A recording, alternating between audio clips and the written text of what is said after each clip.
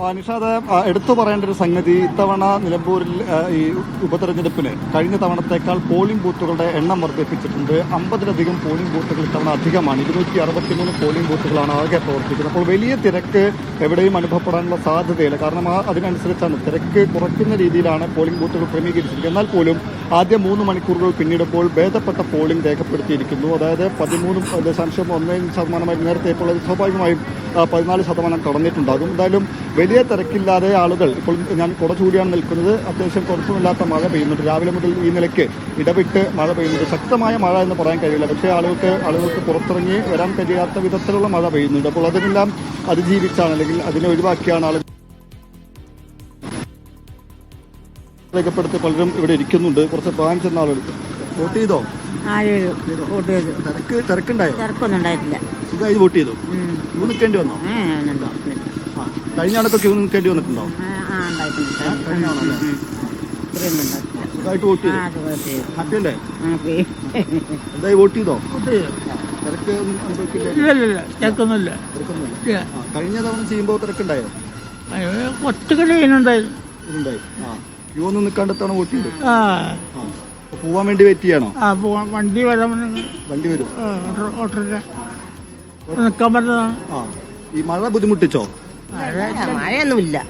മഴ കുറച്ചേരൊക്കെ രാവിലെ ഉള്ളൂ. അല്ല, സുഖമായിട്ട് ചെയ്തു പോട്ട്, തിരക്കൊന്നുമില്ലാതെ. അത് ഓരോ സമയത്തൊരു തിരക്ക് വരിക. പിന്നല്ല, സാധാരണ ഈ രാവിലെ തന്നെ വന്ന് ചെയ്യാറുണ്ടോ? നേരത്തെ വന്ന് കൊടുത്തു പോകും. ഈ തിരക്ക് ഒഴിവാക്കാൻ വേണ്ടി രാവിലെ വരുന്ന ഇത് തിരക്കാവേ. അപ്പൊ വരിയില് നിൽക്കേണ്ട ആവശ്യമല്ല, സുഖമായിട്ട് വോട്ട് ചെയ്തു പോകാം. നേരത്തെ സൂചിപ്പിച്ചിരുന്നു, ക്യൂ സാധാരണഗതിയിൽ കുറവാണ്. ഈ പറഞ്ഞതുപോലെ പോളിംഗ് ബൂത്തുകളുടെ എണ്ണത്തിൽ നേരിയ വർധനവുണ്ട്. 50-ലധികം ബൂത്തുകൾ കഴിഞ്ഞ തെരഞ്ഞെടുപ്പിനേക്കാൾ വർദ്ധിച്ചിട്ടുണ്ട്. അപ്പോൾ സ്വാഭാവികമായും അത് വോട്ടർമാർക്ക് ഗുണം ചെയ്യും.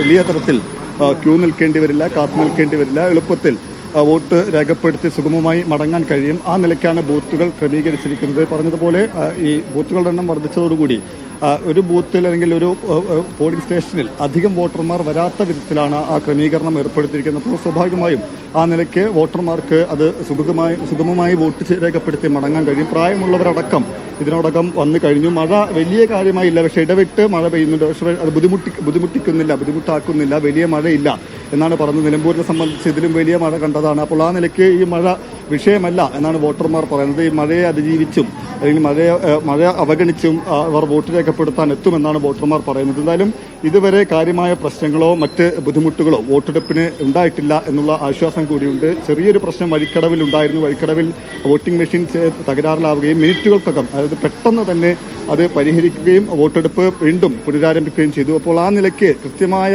ചിട്ടവട്ടത്തോടെ ക്രമീകരണത്തോടെയാണ് ഈ വോട്ടെടുപ്പ് പുരോഗമിക്കുന്നത്. ആ നിലയ്ക്ക് വലിയ പ്രശ്നങ്ങളില്ലാതെ പൂർണ്ണമായും വൈകിട്ട് 6 മണിവരേക്കും വോട്ടെടുപ്പ് സുഗമമായി നടക്കും എന്നാണ് പ്രതീക്ഷിക്കപ്പെടുന്നത്. അതിനനുസരിച്ചുള്ള ക്രമീകരണങ്ങൾ അധികമായ വോട്ടിംഗ് മെഷീന്റെ അടക്കം ക്രമീകരണം ഒരുക്കിയിട്ടുണ്ട്. ഏതെങ്കിലും പോളിംഗ് ബൂത്തിൽ ഏതെങ്കിലും മെഷീൻ തകരാറിലാവുകയാണെങ്കിൽ അതിന് ബദൽ സംവിധാനം എന്ന നിലയ്ക്ക് പെട്ടെന്ന് തന്നെ അത് മാറ്റി സ്ഥാപിക്കാനോ അല്ലെങ്കിൽ പെട്ടെന്ന് ശരിയാക്കാൻ പറ്റുന്നതാണെങ്കിൽ ആ നിലയ്ക്ക് ശരിയാക്കും. ഇപ്പോൾ മാറ്റി സ്ഥാപിക്കേണ്ട സ്ഥിതിയുണ്ടെങ്കിൽ ആ നിലയ്ക്ക് മാറ്റി സ്ഥാപിക്കാനുള്ള ഉതകുന്ന തരത്തിലുള്ള ക്രമീകരണം ഒരുക്കിയിട്ടുണ്ട്. അപ്പോൾ വളരെ സുഗമമായി വോട്ടെടുപ്പ് പുരോഗമിക്കുന്നു. ഞാനിപ്പോൾ നിൽക്കുന്നത് നിലമ്പൂർ നഗരസഭാ പരിധിയിലെ കരിമ്പുഴ JLP സ്കൂളിലാണ്. 3 ബൂത്തുകളാണ് ഇവിടെ മാത്രം പ്രവർത്തിക്കുന്നത്. 162, 163, 164 നമ്പർ ബൂത്തുകളാണ് ഇവിടെ മാത്രം പ്രവർത്തിക്കുന്നത്. അപ്പോൾ എടുത്തു പറയേണ്ട സംഗതി ഇത് തന്നെയാണ്. അതായത് വലിയ തരത്തിൽ ക്യൂ എവിടെയും അനുഭവപ്പെടുന്നില്ല എന്നുള്ള സംഗതി എടുത്തു പറയണം. അതിനനുസരിച്ചുള്ള ക്രമീകരണം ഏർപ്പെടുത്തിയിട്ടുണ്ട്. പ്രത്യേകിച്ച് ഈ മഴ നിൽക്കുന്ന പശ്ചാത്തലത്തിൽ വോട്ടിംഗ് ശതമാനം കുറയുമോ എന്നെല്ലാം ആശങ്കയുണ്ട്. അപ്പം തന്നെ വലിയ ക്യൂ ഒക്കെ